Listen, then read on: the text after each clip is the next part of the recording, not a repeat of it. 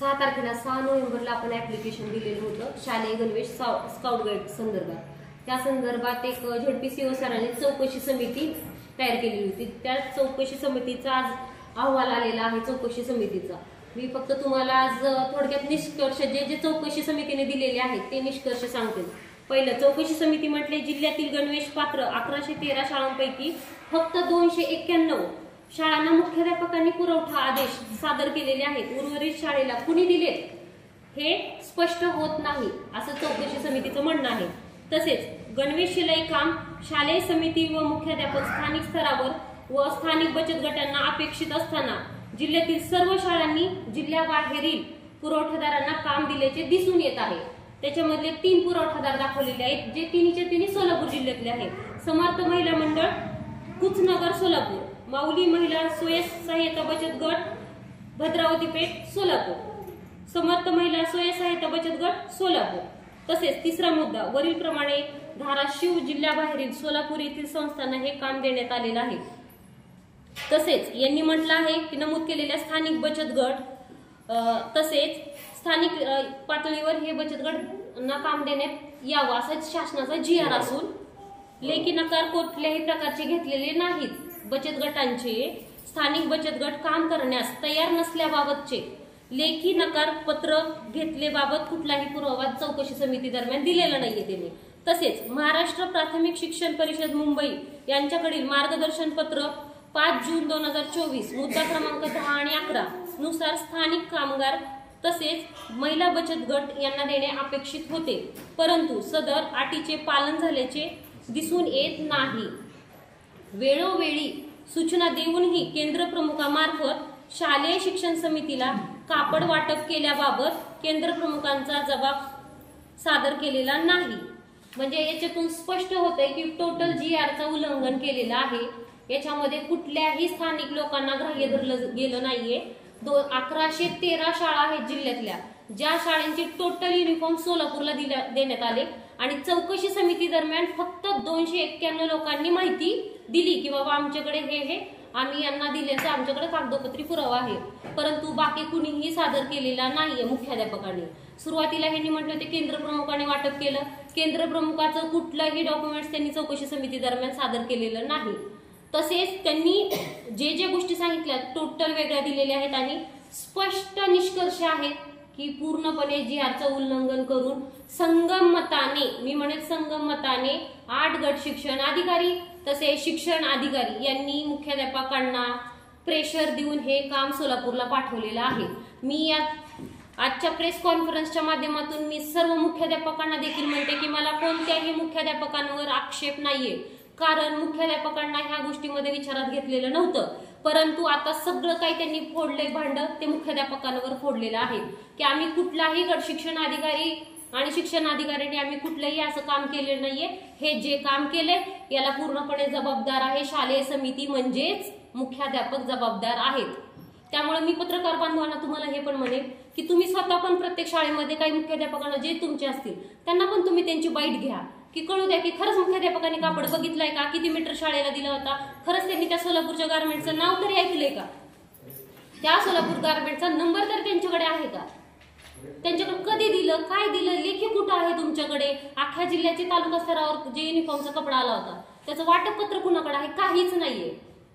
तर त्यामुळे यांच्यावर कडक कारवाई झाली पाहिजे, परत यांनी असं केलं नाही पाहिजे।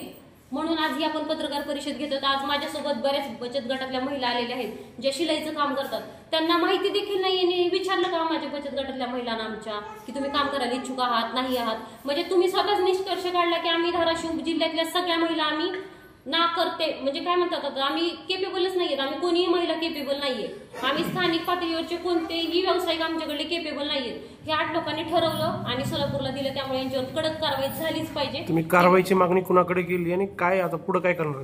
तर कारवाईची मागणी आम्ही संचालकांना देखील आता पत्र आम्ही हे करतोय। इतक्या दिवस माझ्याकडे हे अहवाल नव्हता त्यामुळे आम्ही कारवाई केली नव्हती, आज अहवाल आलेला आहे। या अहवालामार्फत आम्ही संचालकांना लोकायुक्त मध्ये तसेच आम्ही आता सर्व महिला मिळून कलेक्टर सरांना देखील निवेदन देणार आहोत की यांच्यावर तुम्ही कारवाई केली पाहिजे म्हणून। याच्यामध्ये खरंच कोण दोषी आहे त्याची चौकशी खोलपणे झाली पाहिजे। खरंच मुख्याध्यापकांनी ऑर्डर दिली आहेत का, दिली असतील तर मग त्यांच्यावर कारवाई करा। कारवाई नाही झाली तर पुढे काय करणार? कारवाई नाही झाली तर आम्ही मुख्यमंत्र्यांपर्यंत जाऊ, आम्ही सेक्रेटरी सरांपर्यंत जाऊ।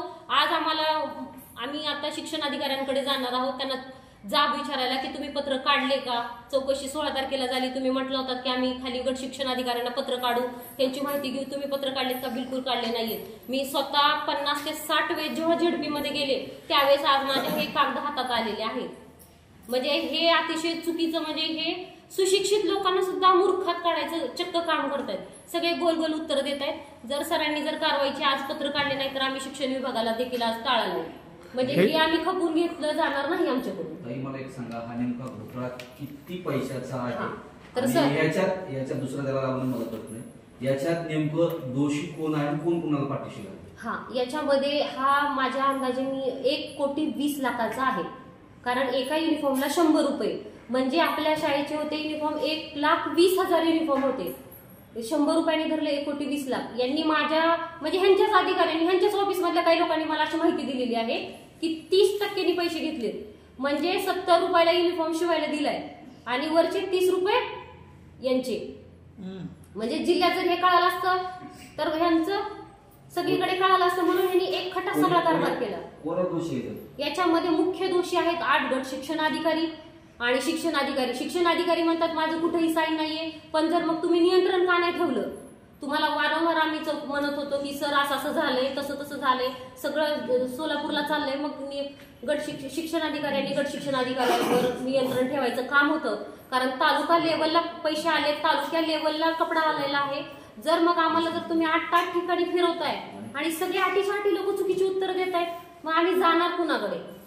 झडपी सीओ सरांच्या मागे लावून सीओ सरांनी त्याच्यामध्ये तत्परता दाखवली, त्यांच्या पुढाकारामुळे कमीत कमी ही चौकशी समितीचा अहवाल आला, जो कडक शब्दात सांगतोय की टोटल संगमताने झालेला आहे आणि जीआरचं टोटल उल्लंघन झालेलं आहे। तर त्यामुळे मला असं म्हणायचं की खरंच मुख्याध्यापकांनी दिलंय का? चौकशी करा, सखोल चौकशी करा। जर मुख्याध्यापकांनी दिला असेल तर मग ते दोषी असतील, पण माझ्या माहितीच्या अंदाजे म्हणजे मी सर्व मुख्याध्यापकांना परत मी म्हणते की माझा कोणत्याही मुख्याध्यापकांवर जिल्ह्यातल्या आक्षेप बिलकुल नाही, कारण त्या बिचाऱ्यांना माहितीच नाहीये, त्यांनी कपडाच बघितला नाही तर मी त्यांचं नाव नाही घेणार।